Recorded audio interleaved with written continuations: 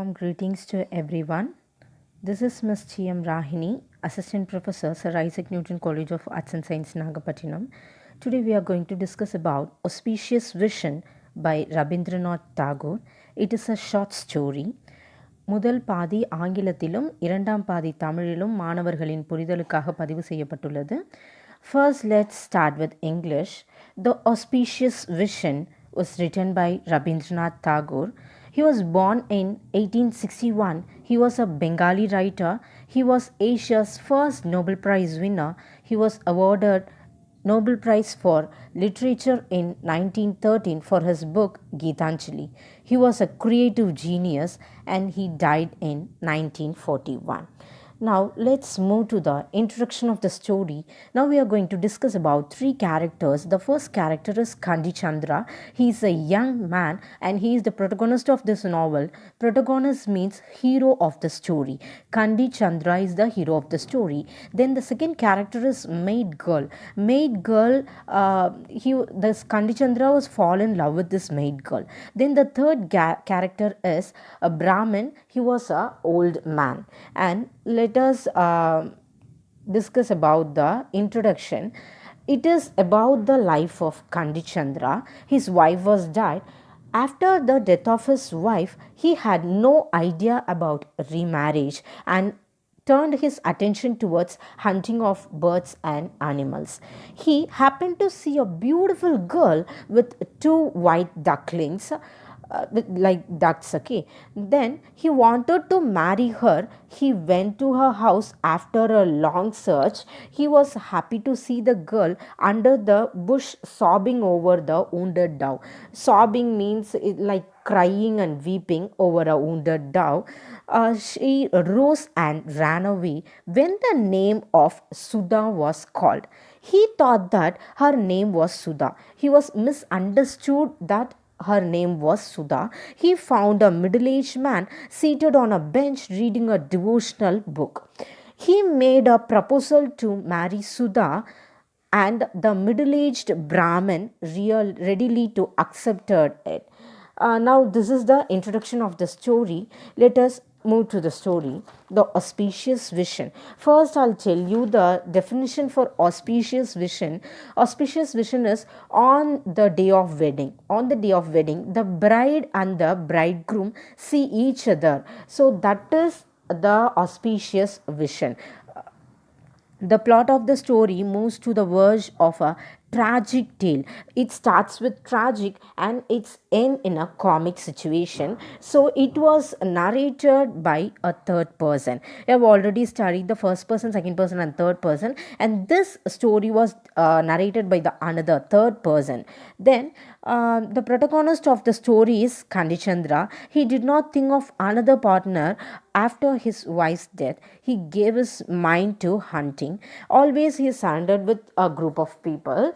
Hera Singh, Chankan Lal, Khan Sahib, Main Sahib, and many others always followed him. Then he had a graceful, strong physique, keen sight, and sharp aim. As I already said, he was a hunter. Hunter need a keen and straightforward thinking. So he was having a strong physique, keen sight, and sharp aim. Then he was always followed by some people. On the month of Agrahan, it's a month between November and December, he went to a hunting expedition with his servants near Nidgi. Now he went for a hunting. One morning, while cleaning his gun, he spotted a young village girl carrying two white ducklings. Now, this girl beauty had a rare freshness. He was admired. He was attracted by her childish face. I have already said Kandi Chandra was a young man. After the death of his wife, he had no intention for the second marriage. He diverted his mind for hunting animals and birds. One day, he happened to see a village maiden. This village girl. He was attracted by her childish face. The maiden was in terror and she fell the place with her ducks. Kandi saw her again sobbing over a wounded dove. Kandi met a middle aged Brahmin. Now he was fascinated by her beauty, and she started in terror took back while seeing Kandichandra. She was afraid of him. Then she took back the ducks and disappeared in the bamboo thickets. He followed her and reached the yard of a house, and once on one side there was a row of conical thatched barns, and on the other side there was a clean cowshed Zephyr's bush. It is like a bushes. Shrubs were there, and then there he saw the same girl crying over the wounded dove. Then he expressed his wish to marry his daughter Sudha. While he was looking there, Kanti saw her again sobbing over the wounded dove. Kanti met a middle aged Brahmin, I have already told you. He thought that he would be the father of the girl. He himself thinking that he would be the father of the old man. The Brahmin man would be the father of the girl, and he was sitting on the bench and reading a devotional book.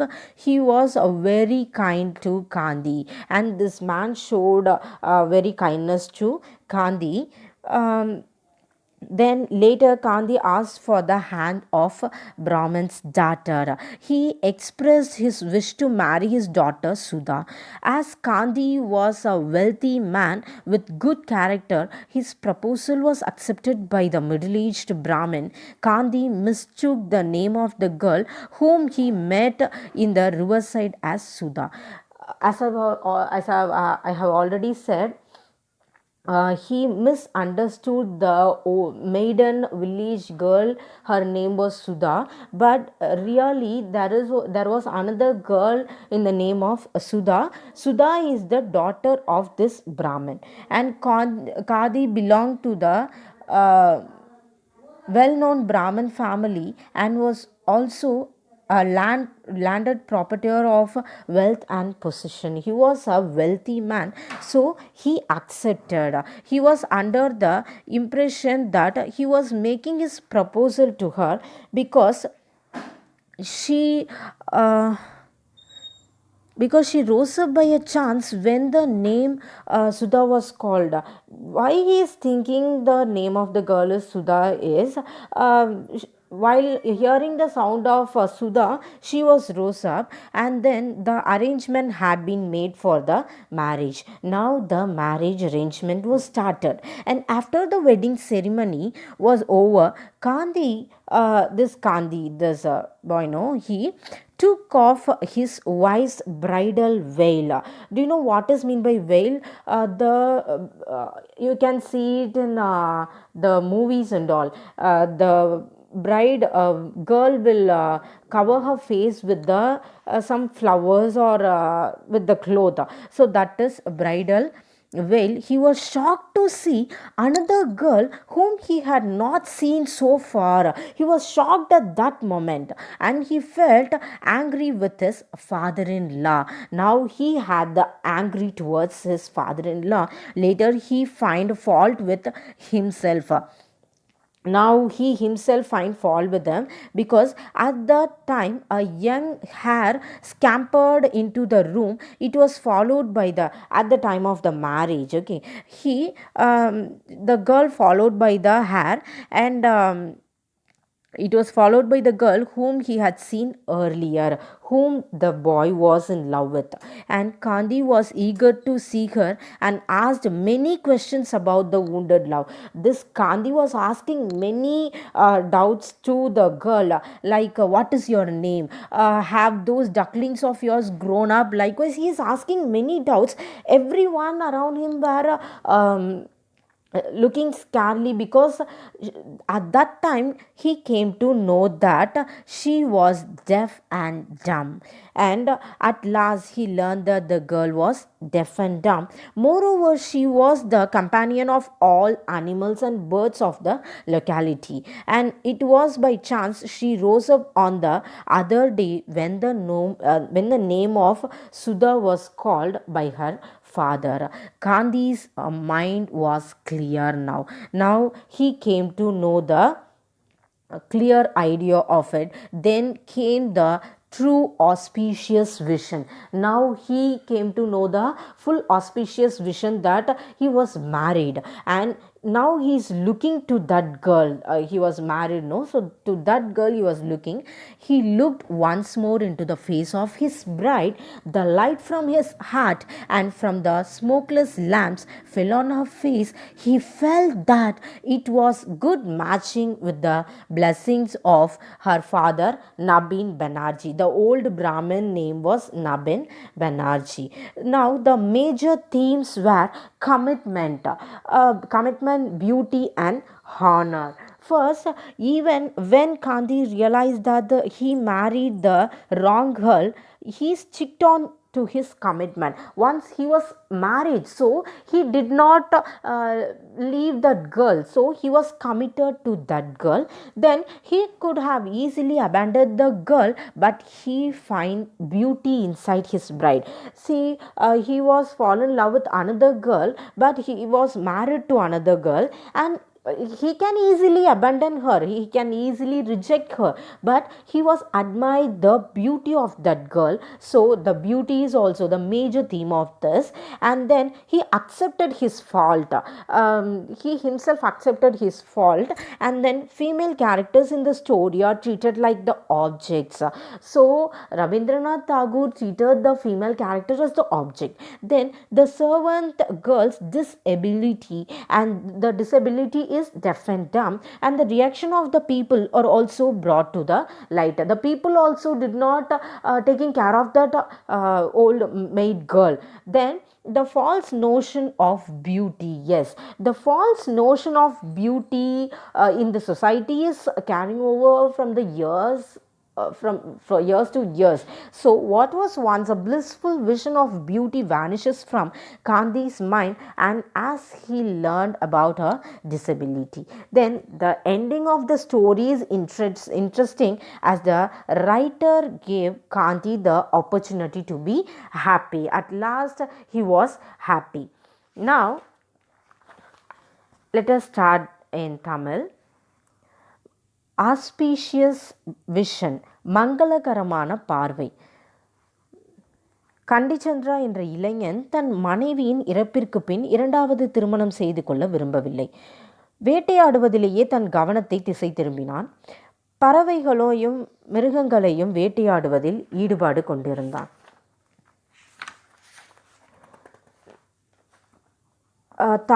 முதலில் தாகூர் பற்றிய ஒரு சிறு குறிப்பு. தாகூர் ஒரு பெங்காலி எழுத்தாளர். மங்களகரமான பார்வை என்ற இக்கதையில் கண்டிச்சந்திராவின் குணாதிசயங்களை தெளிவாக எடுத்துரைத்தார். கண்டிச்சந்திரா தன் மனைவியின் இறப்பிற்கு பின் இரண்டாவது திருமணத்தை பற்றி சிறிதும் எண்ணவில்லை. வேட்டையாடுவதிலேயே நாட்டம் கொண்டிருந்தான். நாட்டுப்புற பாணியில் உடையணிந்து தன் நபர்களை அழைத்து கொண்டு காட்டிற்குள் செல்வான்.